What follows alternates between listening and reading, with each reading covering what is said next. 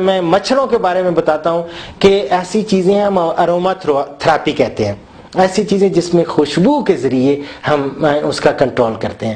ایک نیاز بو ہے، نیاز بو کا پودا آپ کو مل جاتا ہے۔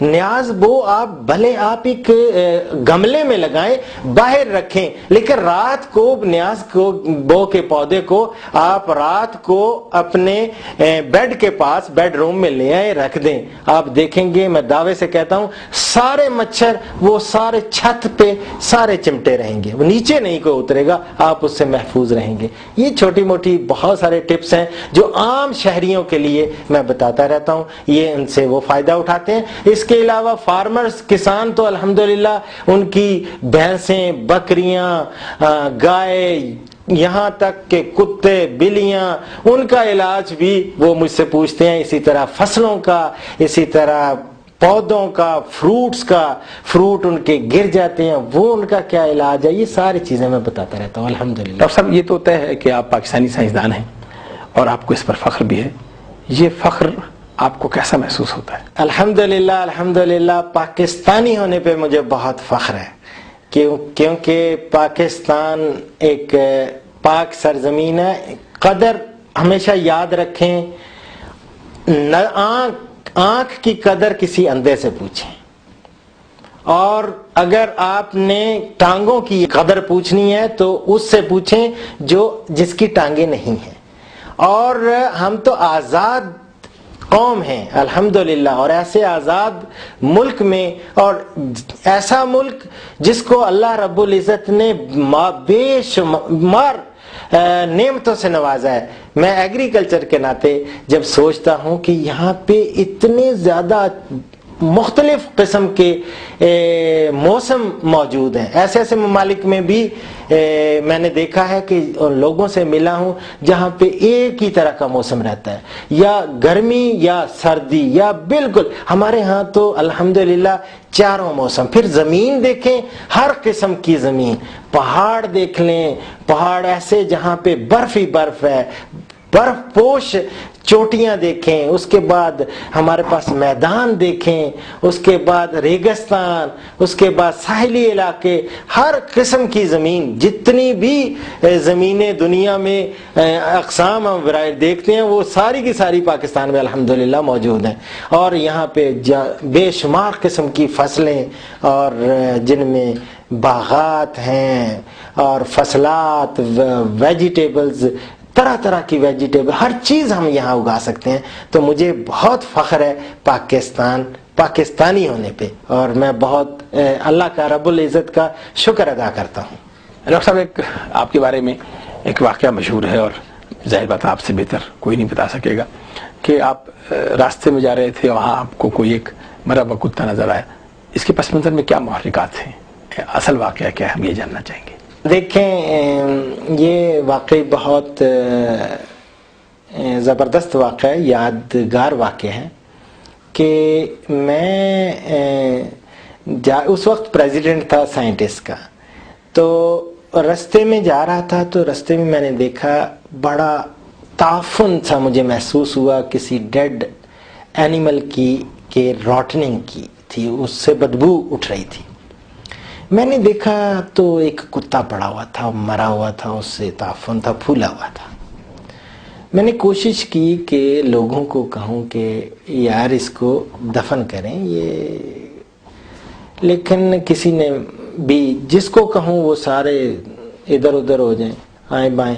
خیر میں آیا، میں نے آ کے اپنا ساتھی دوستوں کو کہا، میرے جو سبارڈینیٹ تھے وہ میرے ساتھ چل پڑے، اور وہاں سے ہم نے ایک گڑھا کھود کے اس کو باقاعدہ اس کو دفنا دیا۔ دوسرے دن کسی ایک دوست تھے، انہوں نے میرے ساتھ مذاق کیا، ان کو پتہ چلا، انہوں نے دیکھا، انہوں نے مذاق کیا کہ جی ڈاکٹر صاحب، ہماری ویسینٹی میں ہمارے ایک جو لیبارٹری ہے اس کے قریب ایک کتیا مری ہوئی ہے، آپ اس کو دفنا دیں۔ میں نے کہا جی میں ابھی آتا ہوں۔ میں چلا گیا، دوستوں کو لیا اس کو، وہ تو تازہ ہی مری ہوئی تھی، ہم نے دفن کر دیا۔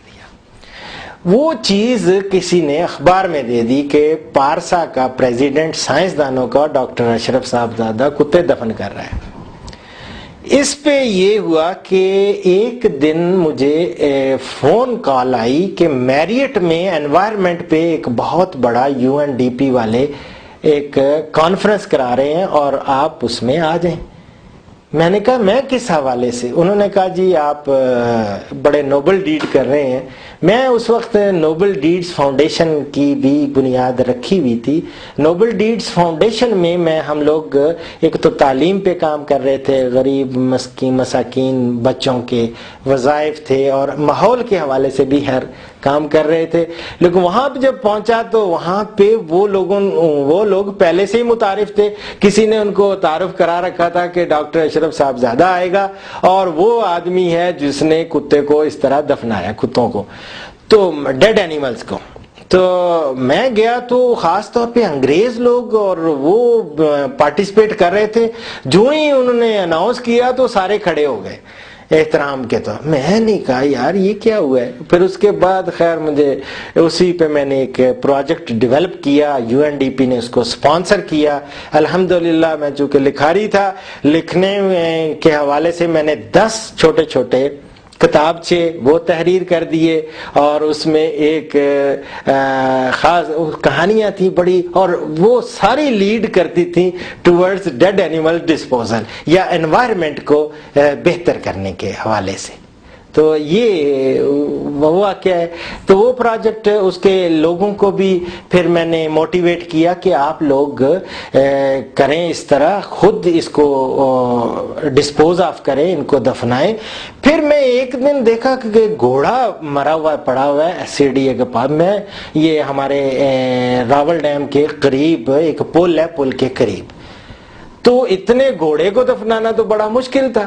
میں نے سوچا کیوں نہ ہو ان کی جو کوئی نہ کوئی ادارہ ضرور ہوگا CDA کا جو اس کے لیے مختص ہوگا. میں نے پتہ کرایا تو انہوں نے کہا جی میونسپیلٹی، ان کا بھی ایک ڈائریکٹر ہیں بخاری صاحب تھے. میں عصر کی نماز پڑھنے کے بعد بخاری صاحب کا پتہ چلا کہ جی میرے سیکٹر کے قریب ہی آئی ہے 2 میں، وہاں پیدل چلا گیا. شلوار کرتا میں نے پہنا ہوا تھا کھدر کا، تو عام سی چپل پہنی ہوئی تھی. ان کے پاس پہنچا تو ان کو ماجرا بتایا. میں نے کہا جی اس طرح ایک گھوڑا ہے اور وہ بدبو چھوڑ دے گا، اور اس طرح یہ تو بڑا ماحول کو بڑا نقصان ہوگا.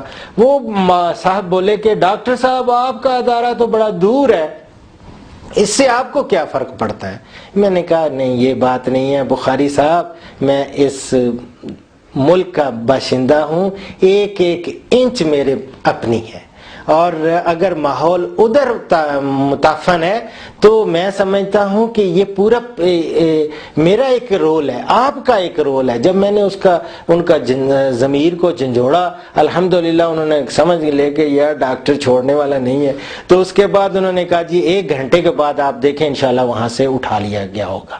1 گھنٹے کے بعد واقعی مجھے پتا چلا کہ وہاں سے اٹھا لیا گیا ہے وہ گھوڑا. اس کے بعد مجھے حوصلہ ہوا، پھر میں نے ان کو بھی ساتھ ملا لیا. میں نے کہا کہ ان کو بھی موٹیویٹ کیا جائے، بلکہ ان کو کچھ شیلڈز وغیرہ دی جائیں، کچھ سرٹیفکیٹس دیے جائیں ان کے عملے کو. پھر میں آپ کو بہت ساری میرے پاس تصاویر ہیں، آپ دیکھیں گے ہم مل کے ان کو ڈسپوز آف کر رہے ہیں. الحمدللہ لوگ اس طرح موٹیویٹ ہو جاتے ہیں. لیکن آپ اگر خود آپ